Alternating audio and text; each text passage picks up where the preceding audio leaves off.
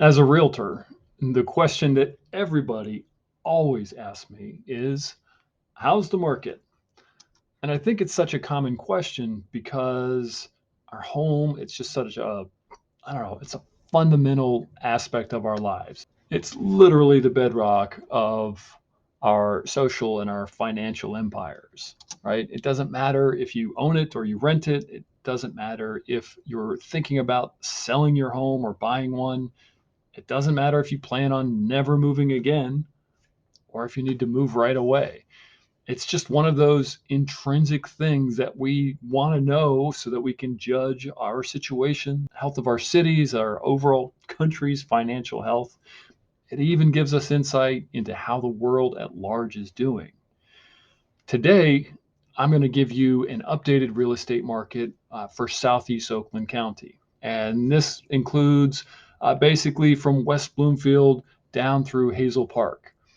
Obviously, this includes a ton of different cities and lots of different areas and neighborhoods.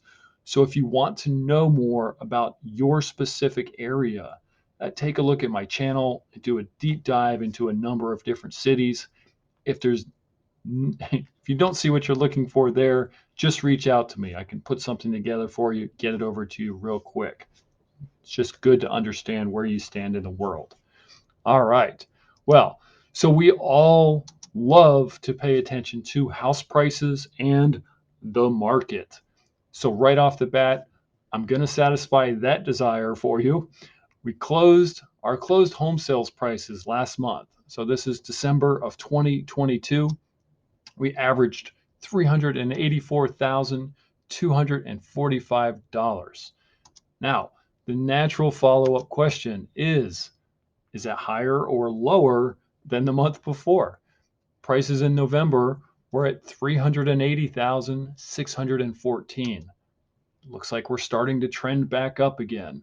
And now keep in mind, we're still below that panic purchase price of early last summer. Remember, interest rates started going up. People jumped on board and were snapping things up. They were afraid interest rates were going to go through the roof. We heard rumors that 9, 12, 18% was on the horizon. That didn't happen last year. The other thing that we're paying attention to is how long does it take to sell a home these days? Well, for December 2023, our average number of days to get a house under contract was 30 days. That's up a handful from December, or excuse me, up a handful from November. We were at 28 days, and it's normal. We're going to fluctuate a little bit from month to month, but we're well within the normal range right now. Um, I'd kind of look back over the last decade or so. We had the big crash, and then the recovery started, and typically 20 to 40, 45 days is very normal for our market. One thing that I wanted to point out, this is something that has drastically dropped. And quite frankly, it's got some people feeling a little fearful, right? So the total number of homes that closed in December, we only closed 1,961. That's fewer than 2,000. I just want to give you a little historical perspective. A year ago, this time, we had over 3,000 closings in December. There were 3,001 closings for the same area. In 2019, there were 2,561. And if we go way back, we go back a full decade, different time entirely, there were 2,692 closings. So at first glance, this sounds kind of scary. I mean, we're down more than 30% over last year, a huge drop. However, I don't believe that this is necessarily an indicator of a market crash that's looming or even a market downturn. I paid attention to a couple of different leading indicators, right? These numbers are looking back in time and we're trying to read the tea leaves and figure out what's going on. Um, so one of the best indicators that I've paid attention to over the years, it's how many months supply of homes do we have? In other words, this is how many homes for sale at our current rate. How long would it take us to sell them all off? And I really like this metric. It's old school economics, right? This is a number we can judge supply and demand. I mean, this is really this the invisible hand of the market kind of stuff. It's cool things. Well, what I see is that over the last 10 years, if we have a 3 month supply of homes or more, our average home prices they start to go down. If we're below three, we're doing okay, and our home prices they kind of go up. And if we get to the point where we have 1.5 months worth of homes to sell or less, our home prices tend to go up very quickly.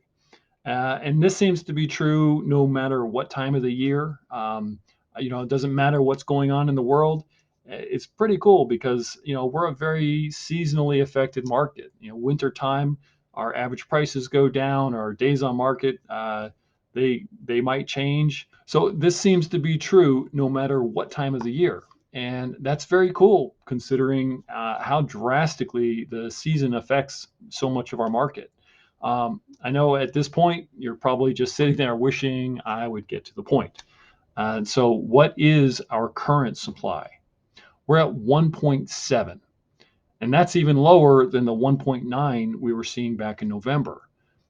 What's even more curious is that back in December of 22, or excuse me, of 2020, we were at 2.0. And if you remember, that was the beginning of this incredibly competitive market that we've been living in for the last couple of years. And so, we got to wonder, what does this mean? Uh, Not to put too fine a point on it. Right now, to me, it looks like we're going to have a record low supply of homes heading into the spring and early summer. And that could very likely mean that we are back into seeing multiple offers on the best homes. We're seeing price increases as the quantity of homes available for the number of buyers just it's not matching up. So does this mean that you should run out and just buy right now and beat the rush? Or if you're thinking about selling, or is it best if you hold off and wait till the summer and get your best price? I don't know. There's not a one size fits all answer. So much comes down to your specific situation. I mean, what are you trying to accomplish? What's going on in your city or in your neighborhood? Is your home one of those HGTV type showcase homes, or does it need a little TLC? There's a lot to consider. Look, if you want to talk through your situation and make sure that you've got a solid grasp on all the moving parts, I'd be happy to sit down with you, grab a cup of coffee, and just kind of go through it all. If the thought of meeting with a big, scary realtor like me terrifies you, that's fine. We can do it over the phone. We could even hop on a Zoom. What's most important is that you have a plan, that you understand what's going on in the world around you and how it impacts you. So, as always, I am here for you.